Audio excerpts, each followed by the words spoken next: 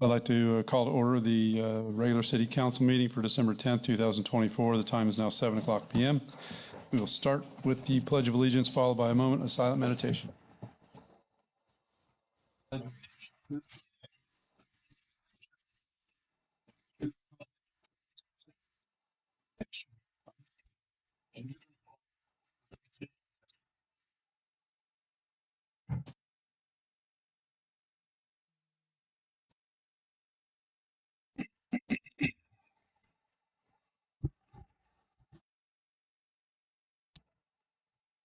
Okay, first item is roll call.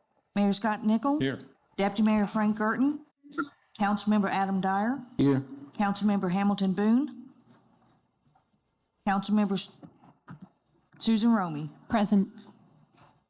This is excusal of council members. I would entertain a motion to excuse Councilmember Boone.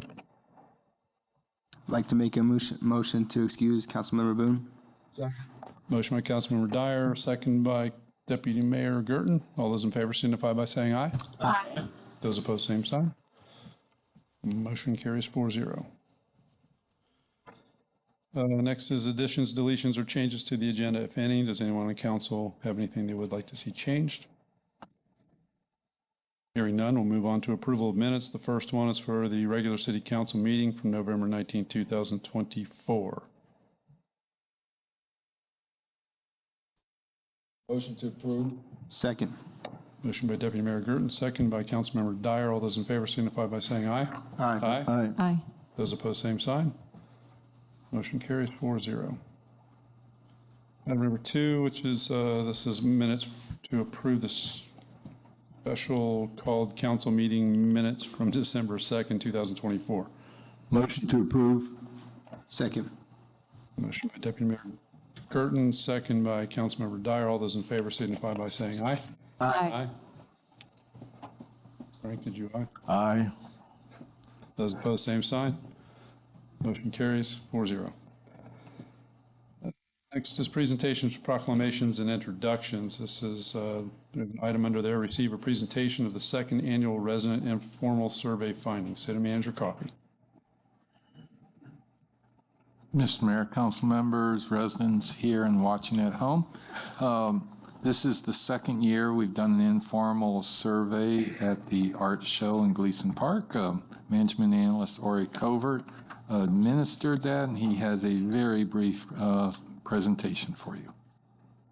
Hello, City Council. I recognize a lot of you from being there at the art show that weekend. So, some of you I bumped into and got to have conversations with. It's always nice for city staff to be able to, participate and attend these community events and get to speak with community members and really just get feedback from them to better help us kind of, get a snapshot and take the temperature and get to hear about from residents. So, I was lucky enough to have the opportunity to do that while also, collect information from them on some specific questions for the city. But yeah, it's nice to have this, and we're looking to hopefully expand the city survey to encompass some more of the community and just make sure we can reach as many people as possible. But if you look at this presentation, you can see that I have listed here some of the questions that were included on the survey that was handed out during the art show. Primarily, it was just to focus on residents, but we also heard from visitors, and we asked questions, things like how residents felt in terms of safety, how they felt the art show was going, how they felt about the services that the city provided, as well as their experience from other departments here at the city. So when it came to safety, as you can see, residents felt very safe.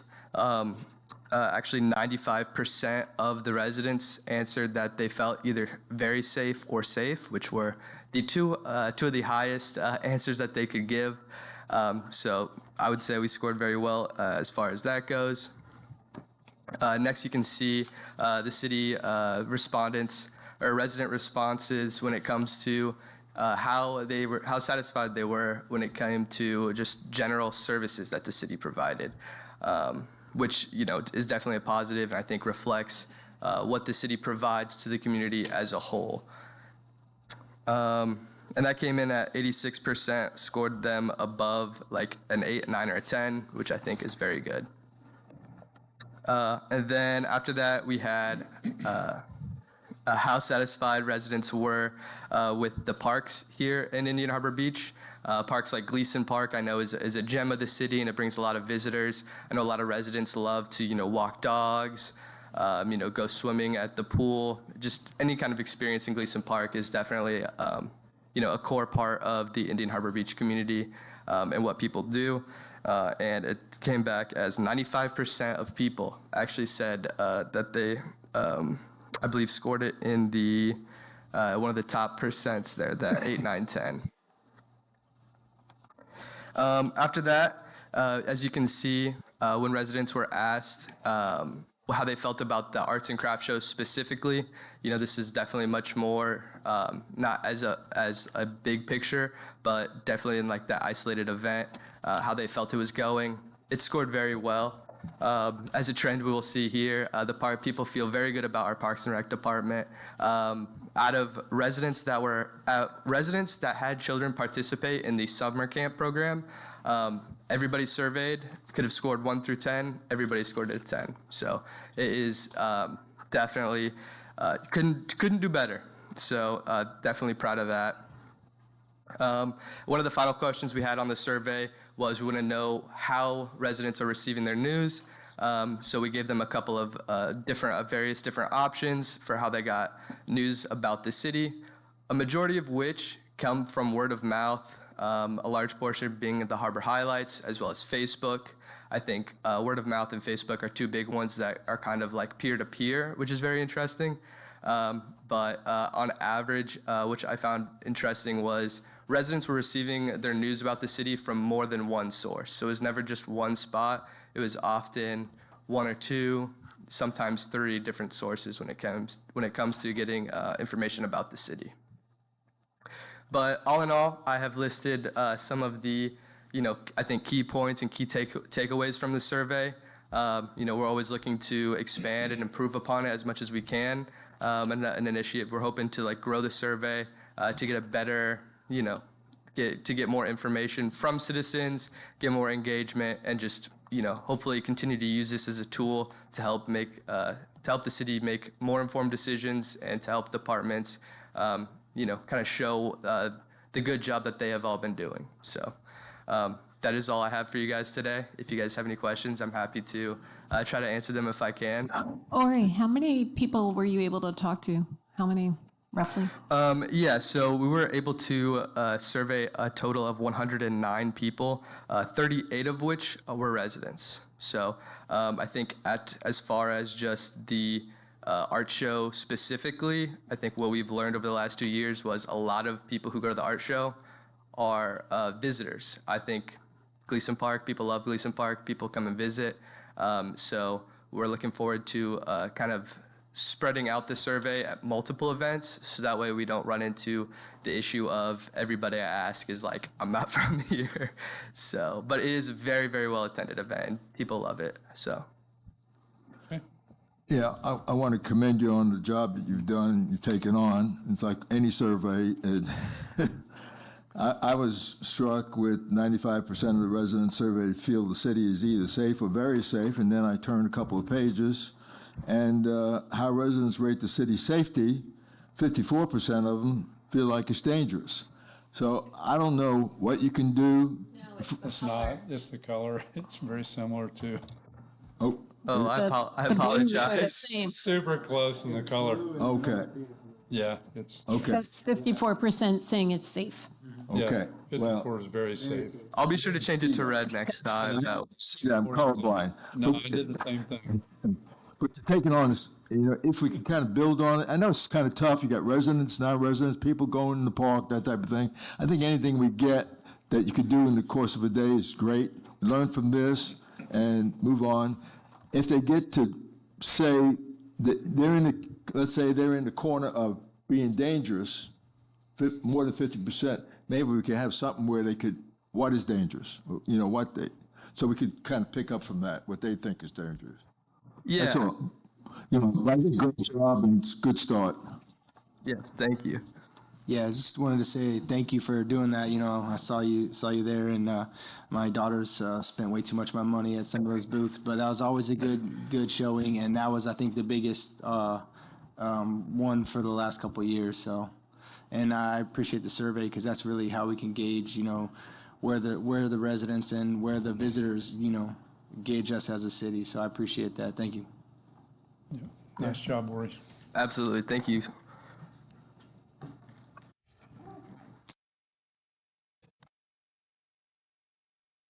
Okay, next is reports, starting with city manager's report. Yes, Mr. Mayor, the only action item concerns our city lobbyist position. Our current lobbyist, Congressman-elect Herodopoulos, is selling his business to Corcoran Partners effective January 1, 2025. I provided some of their corporate information in the revised manager's report that I provided you earlier in the day. I've spoken with some of their partners last week.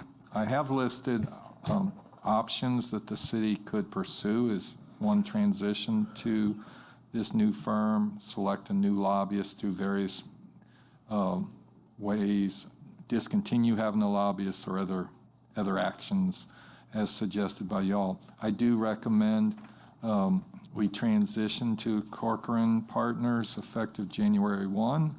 They have proposed a 6-month contract at the same financial terms as Mr. Herodopoulos had with us.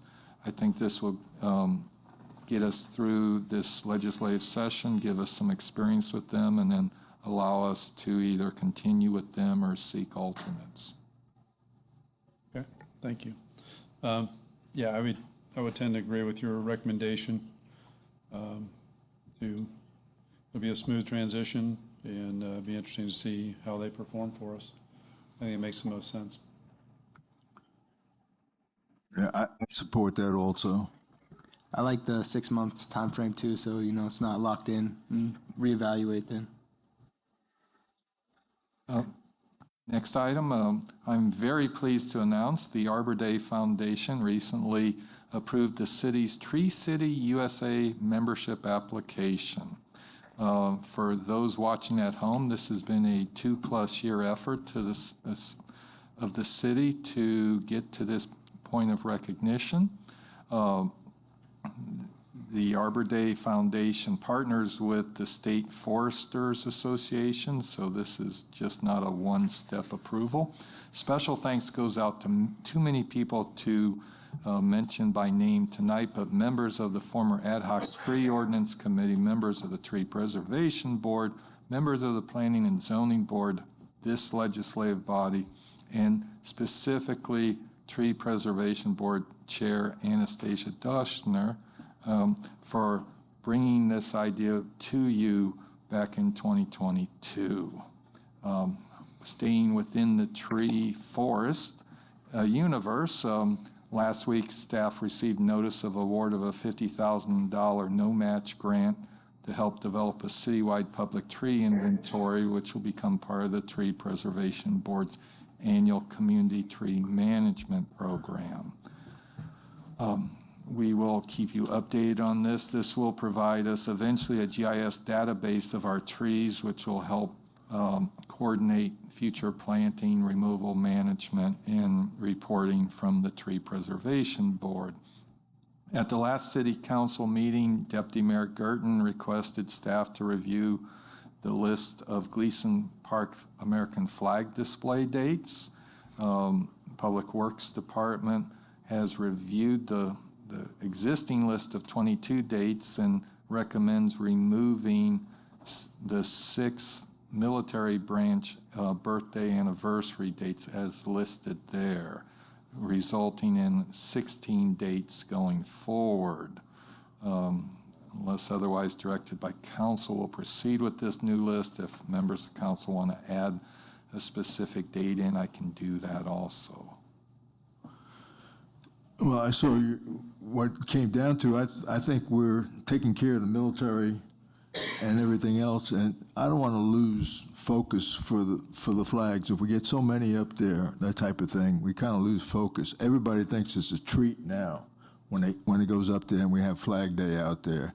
It's something special.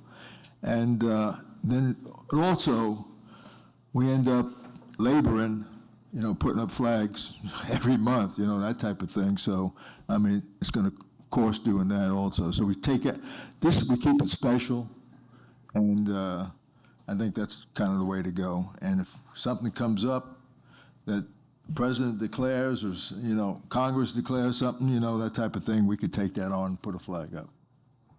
I would say it seems a little odd to not have the flag display on Flag Day on June 14th. Just a thought. Probably be good to put that one in there. Okay, we'll put Flag Day back in. All right. You have a point. Staying with Gleason Park, there is currently a partial power outage on the west side of the lake. Last weekend, as folks who live along South Patrick know, there was a traffic accident that took out a power pole in the park that supplies power to the west side of the park. So residents are encouraged to exercise appropriate caution if you want to walk around the walking trail after dark, because it is not the most illuminated on the west side. The legislative session will be starting in March with bills already being submitted for consideration. I've listed the key dates. Florida League of Cities will be having their legislative event in February, that if any of the council members wish to participate, we can coordinate that. Starting at the next meeting, I'll be providing the traditional legislative tracker through the end of June, when the governor has to either sign, veto, or allow it to become law. November revenues, due to the timing of this meeting and no second meeting this month, the traditional revenue expenditure report's not available, but I can provide you with the information that we've received $202,000 so far in our stormwater utility assessment fees, and $4.7 million in property taxes out of a budget of $7.5 million net. Waste Management provided the city, per our franchise agreement, notice of the CPI increase for 2025, which is 4.16%. The new rates will become effective March 1. The police department, again, is conducting their Operation Holiday Safe Disposal. So if you have bulk Christmas, Hanukkah cardboard you wish to get rid of, please bring your flattened boxes to the recycled dumpsters in the rec center starting December 20th through January 3rd. Special thanks to Police Chief Butler for coordinating this annual free service with Waste Management. The Cheyenne Boulevard Sidewalk Project, the first phase was completed. The second phase started last Friday, and Brevard County Board of County Commissioners recently approved the disbursement of the city's impact fees to fund this project. So we will be getting that check in the mail soon. As I notified you last week, I signed 2 bids totaling approximately $34,000 to replace damaged storm drain inlets with low-profile inlet covers. Copy of the bids attached. That will come out of the Stormwater Utility Fund.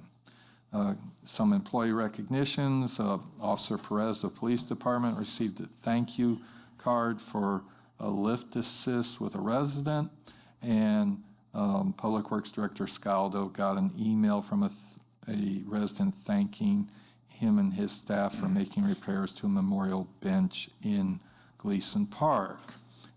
We have a light agenda right now that's subject to change as always for January 14th. And this Friday is Christmas in the park, starting at 5:30. And we have a special one-topic council meeting on December 19th for the Algonquin Sports Complex project award of contract. And lastly, as the last official meeting, I'd just like to wish everyone here and watching at home a Merry Christmas, Happy Hanukkah, Happy New Year's, and looking forward to a great 2025 in our city. That concludes my report, Mr. Mayor. Thank you. Next is city attorney's reports. Mr. Bone is not in attendance tonight. So we'll move on to council comments, starting with Deputy Mayor Gerton. Well, glad to see Hanukkah was kind of added in on the Christmas celebration we have. The Beachside Living magazine features this November and December our recreation director and staff. So if you go ahead and pick up one, that type of thing, and maybe comment on how great they look and the type of job they're doing. But they have the full front page.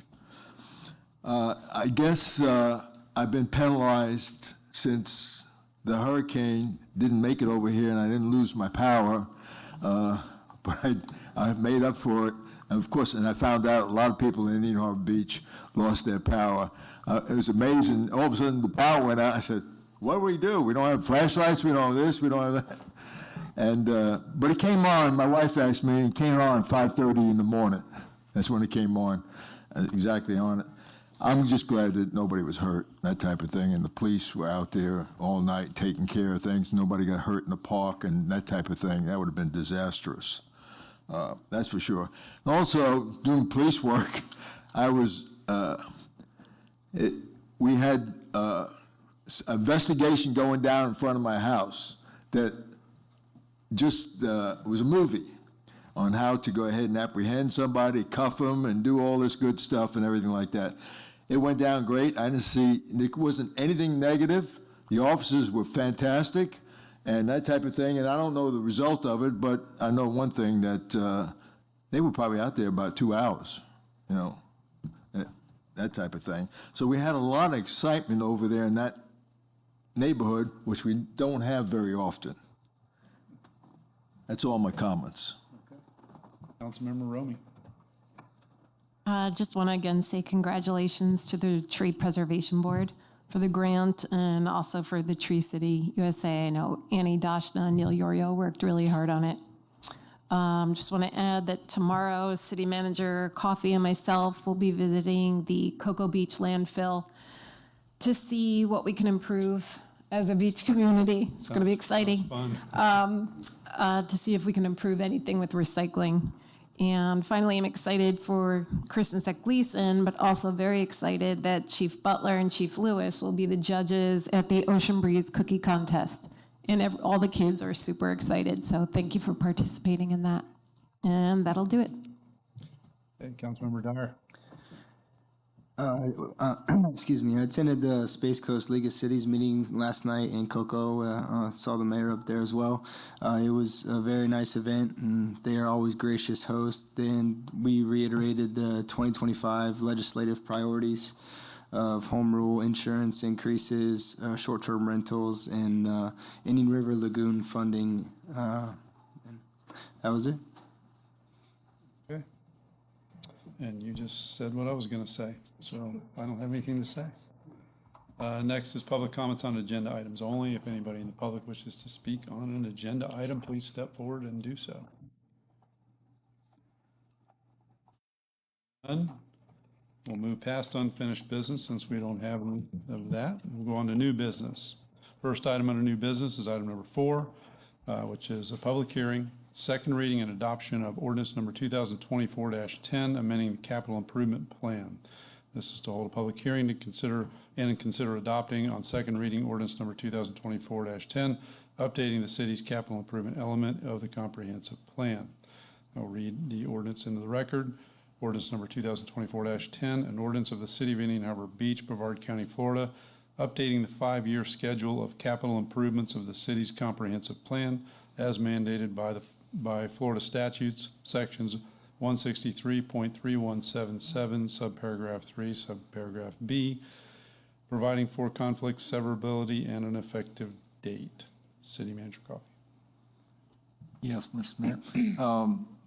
What started back in February of the city council and staff developing the fiscal year 25 budget being adopted on September 23rd is incorporated into the comprehensive plan by this ordinance. On November 13th, the Planning and Zoning Board reviewed the ordinance and voted to recommend it. City Council approved on first reading on November 19th. Hence, staff recommends the City Council adopt ordinance number 2024-10 on second reading. Okay, thank you. This is a public hearing. I'll go ahead and open the public hearing. If anybody in the audience wishes to step forward and speak about this item, please step forward, state your name and address, and you'll have 3 minutes. Seeing none, I'll close the public hearing and bring it back to council. No comments. I'd like to make a motion to adopt ordinance number 2024-10 on the second reading. Approve. I second the motion. I have a motion by Councilmember Dyer, a second by Councilmember Romy. All those in favor signify by saying aye. Aye. Those opposed, same sign. Motion carries 4-0. Item number 5 is also a public hearing. This is for second reading and adoption of ordinance number 2024-11 for paid beach parking for non-residents. This is to hold a public hearing and consider adopting on second reading ordinance number 2024-11, establishing a paid parking program for non-residents at city-operated beach parks.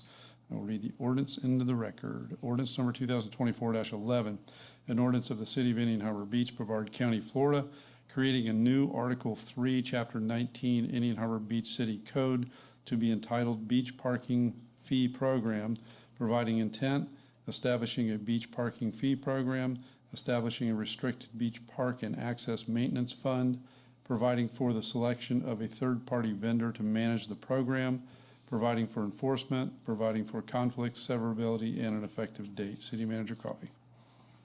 Yes, Mr. Mayor. On October 22nd, the City Council voted to approve a contract with PCI Municipal Services to administer a paid beach parking program. This ordinance will implement the fees, responsibilities, and enforcement procedures for that.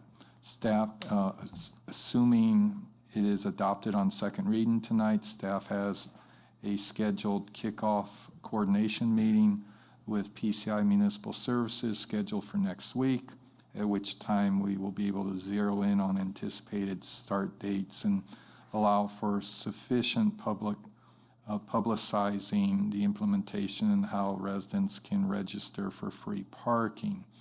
Of note, last night, the Satellite Beach City Council approved on their first reading an ordinance changing their parking program to mirror our parking program going forward. I consider that a compliment to our city, that our sister city is mirroring our actions that we started previously. So therefore, staff recommends City Council consider adopting on second reading ordinance number 2024-11, establishing fees and penalties for non-resident paid beach parking. Okay, thank you. I'll open the public hearing. If anybody wishes to speak on this item, please step forward, state your name and address, and you'll have 3 minutes. Seeing none, I'll close the public hearing and bring it back to council.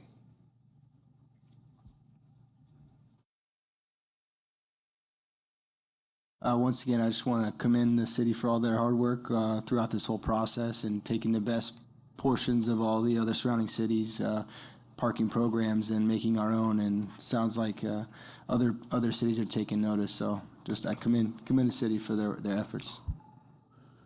Yeah, I also think it's worthwhile that our next door neighbor, we're doing the same thing. It makes it a whole lot better for people in the area, that type of thing coming down. They're not worried about coming down here. We're not worried about going up there. It just makes it a better atmosphere for the city that's south of O'Galley Causeway, or the cities that are north.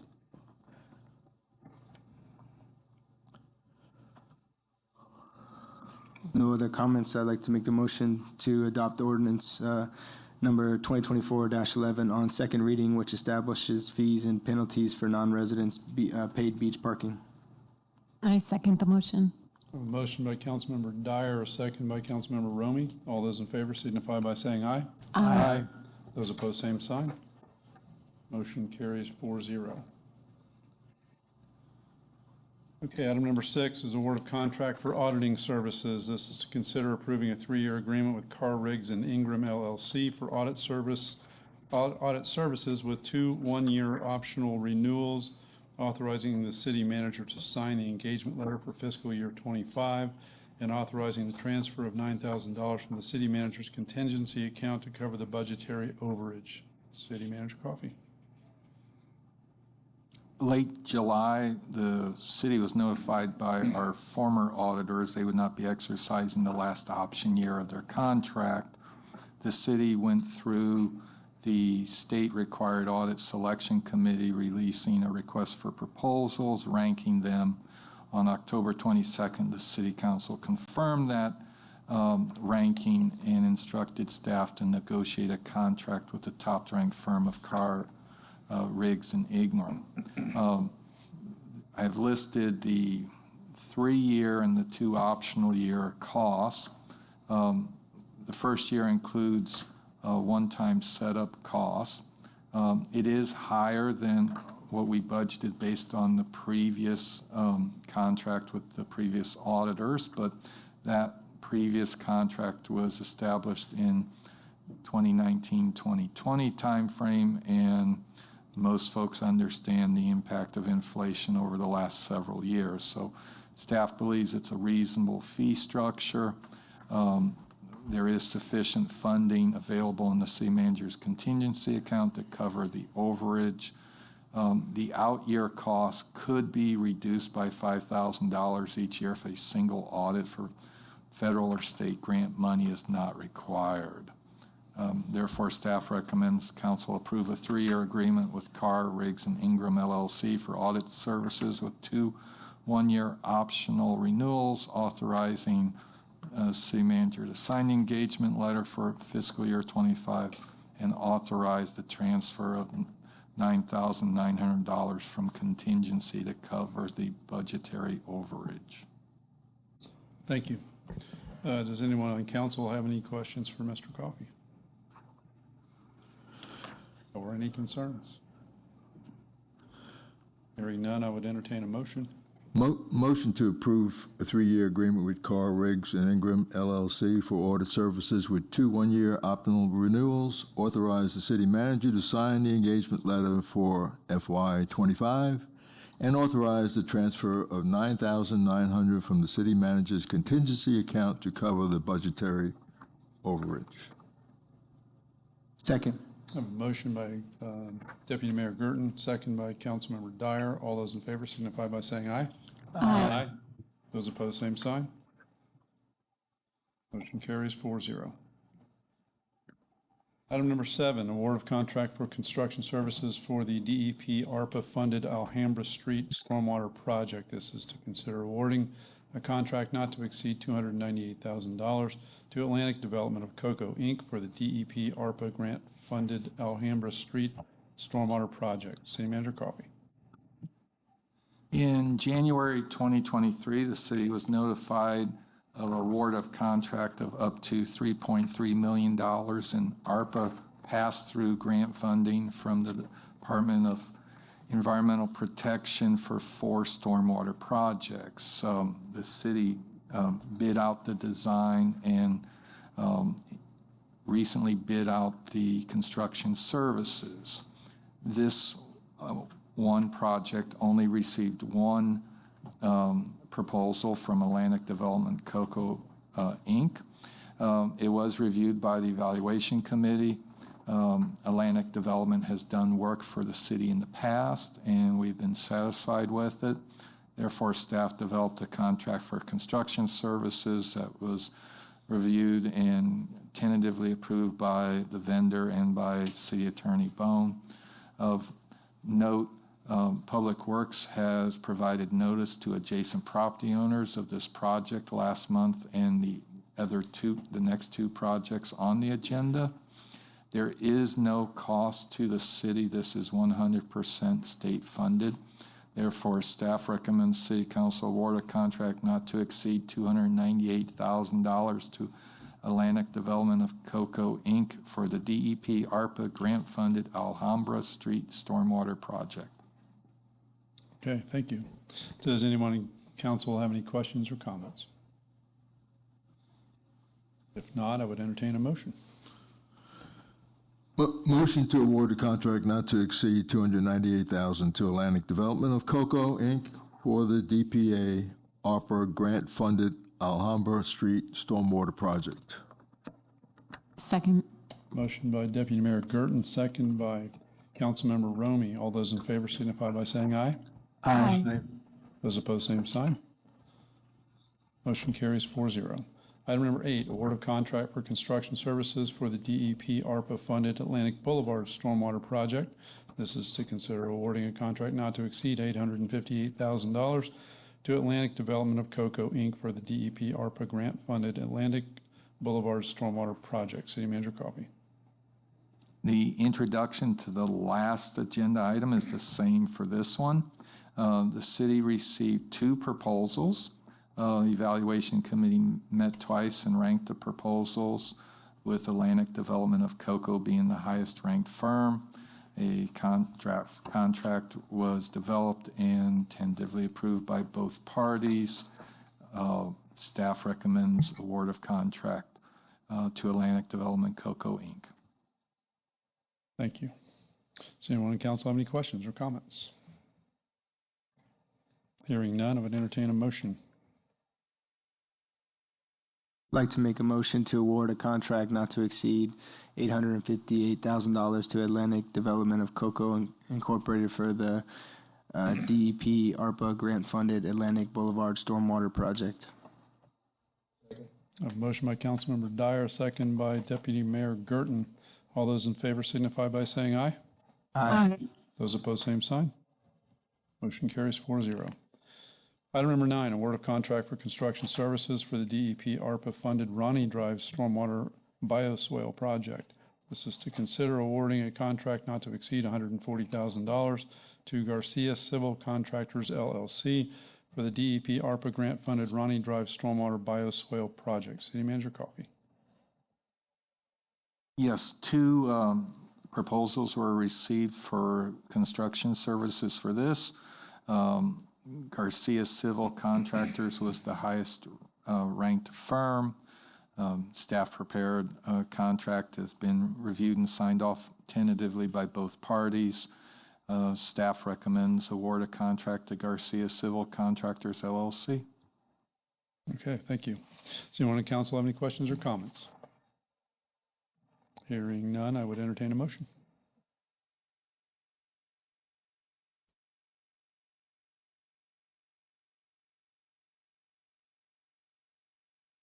I'd like to make a motion for awarding a contract not to exceed $140,000 to Garcia Civil Contractors, LLC for the DEP ARPA grant-funded Ronnie Drive Stormwater Bioswale Project.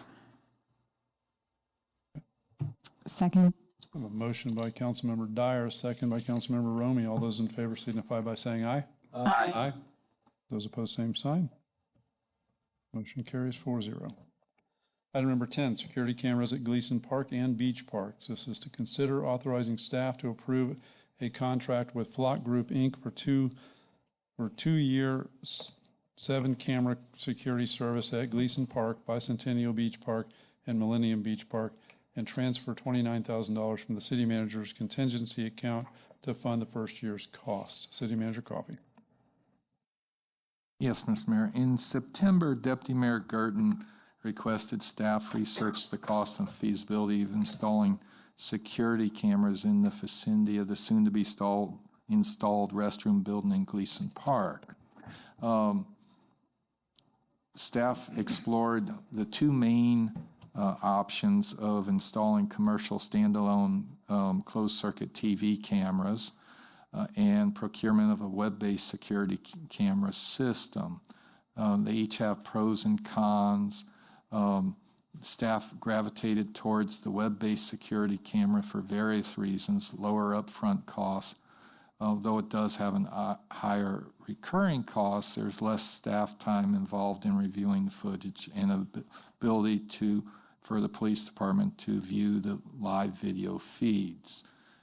Based on the city's experience with the Flock license plate camera reader system, Police Chief Butler and Recreation Director Cusimano met with them to review their options, and staff recommends a 2-year agreement with Flock Group, Inc. for 7 cameras, 5 being at Gleason Park and 1 each at Bicentennial Millennial Park.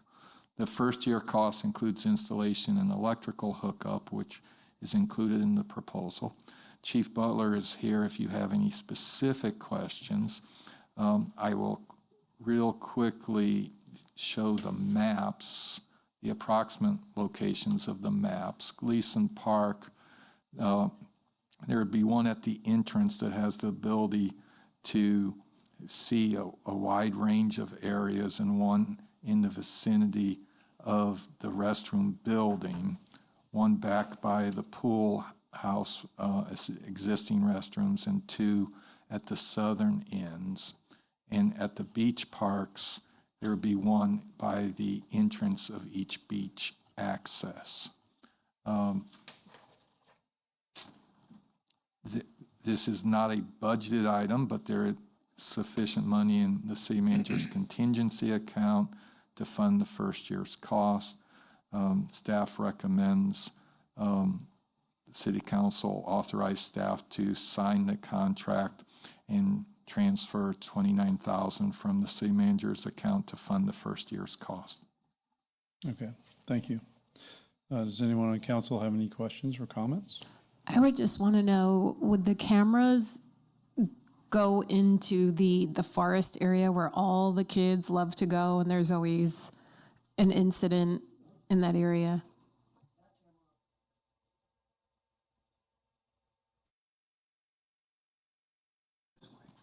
Okay. Can we get one to go in where, you know what I'm talking about, where all the kids, the trail? I do. I don't know how good the camera would be in Yeah. there because, you know, brush and things of that nature. We can look into it if you want us to.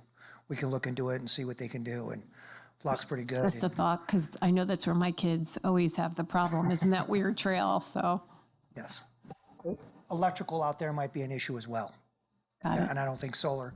Some of our cameras are going to be hardwired electrical and some is going to be solar. So I don't know if a solar camera would work out there Right. because of the thing. And electrical might be an issue as well. Got it. Questions? Anybody else? Yeah, I do have a question. It says for procurement of the web-based security camera service, it says ability for live video viewing. Is that just like live video viewing from the police station or like? Yeah, so not right like- now, as you know, we have flock cameras, and our officers have the ability on their laptop computer in their car to pull that up and have access to that. This operates on the same platform, so the officers will be able to pull it up right from their cars. Okay, I'll just make sure it's not like on the city website. Oh, no. Okay. And it's a 30-day storage. So if we need to go back and look at something, and Flock handles all the storage, we don't have to worry about any of that. Whole setup like that. Yes. Definitely, let's face it, we're in different society nowadays and different world, and we have to keep up with things. And that was a good comment you had on the bushes and that type of thing. But you know, you're cutting in there, you're not cutting in there, and you only got that little space right there. But This is a system that we can always add to. right. So if we get something and we want to add it, different parts or different locations, this is something we can always add to. So 30-day storage, if, for instance, you have an incident that happens, you're able to pick out a portion or a piece of Yes, we- video and you can get a copy of that. Yes. Okay. Okay. All right. No further questions or comments. I would entertain a motion.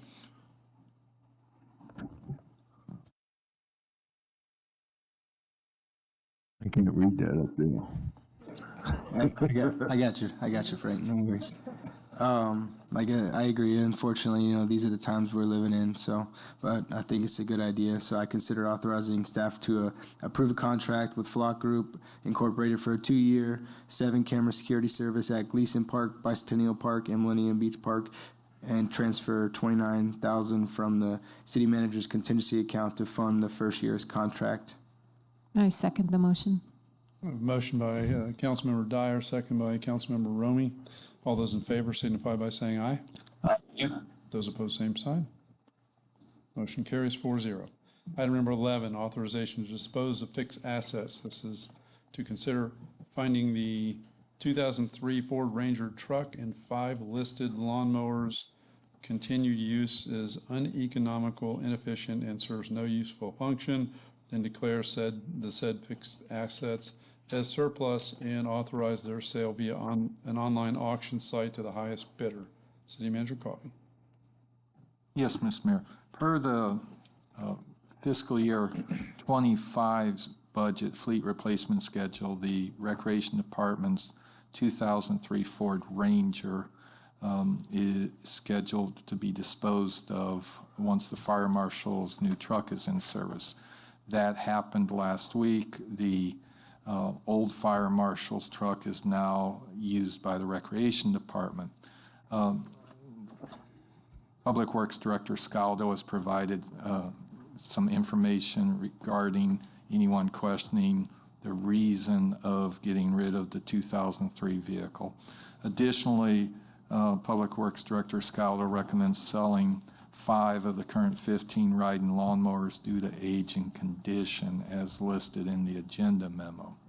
Therefore, staff recommends the City Council find the 2003 Ford Ranger truck and 5 listed lawnmowers continued use is uneconomical, inefficient, and serves no useful function, and declares said fixed assets as surplus, authorizing their sale via online auction site to the highest bidder. Okay, thank you. Does anybody on council have any questions? Make a motion to list the 2003 Ford Ranger truck and 5 listed lawnmowers as continued use is uneconomical, inefficient, and serves no useful function, and declare said fixed assets as surplus and authorize their sale via online auction site to the highest bidder. Second. Motion by Councilmember Dyer, a second by Councilmember Romy.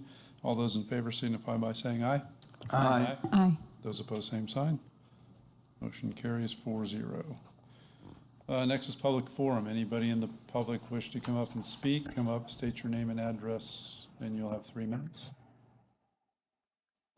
Seeing none, I would entertain a motion to adjourn. Second. Motion adjourns. So I'm going to go with motion by Deputy Mayor Gerton, second by Councilmember Romy. All those in favor signify by saying aye. Aye. Those opposed, same sign. Motion carries 4-0. We are adjourned. Good job, Mayor. All right.